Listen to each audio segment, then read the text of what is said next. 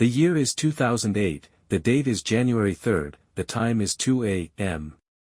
The Bulgarian ship Vanessa, traveling from Ukraine to Burgas, sinks between the Sea of Azov and the Kerch Passage, a place where many other ships have met their end. Among the dozen sailors of the Vanessa, thrown overboard is the ship's engineer Nikolay Dimitrov. He cannot even fasten his neoprene suit, a huge wave sweeps him away and throws him into the raging sea. There was no moon, no stars, only darkness. The air temperature is -15 degrees Celsius, and the water temperature is 1 to 2 degrees. In such a cold, a person quickly turns into an ice statue. But Nikolai is not alone.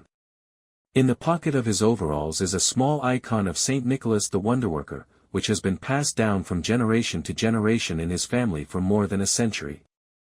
Nikolai hears someone saying to him, "Don't worry, you are saved.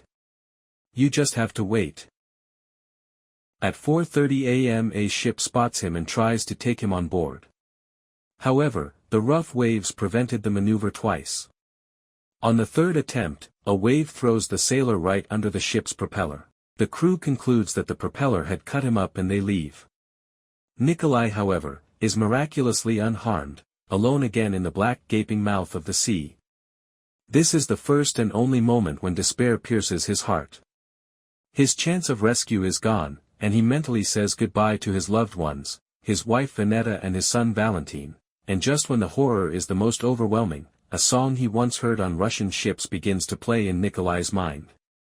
It says, "We fear nothing, even the ninth wave is not scary for us. But when the fateful moments come and the black waves reach the sky, we repeat, 'Have mercy on us, Lord, and save us.'"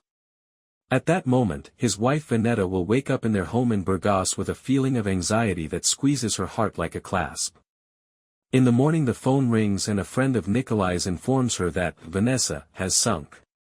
Vanessa is a deeply religious person and goes to church, falls to her knees, and begins her most fervent prayer.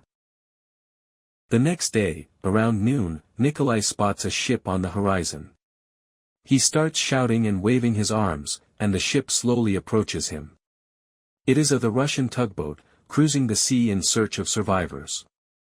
They throw him a rope and life belts and on the second attempt manage to pull him out. The fingers of one of the sailors who rescued him are so frostbitten that they need to be amputated, and the ship is almost completely covered in ice.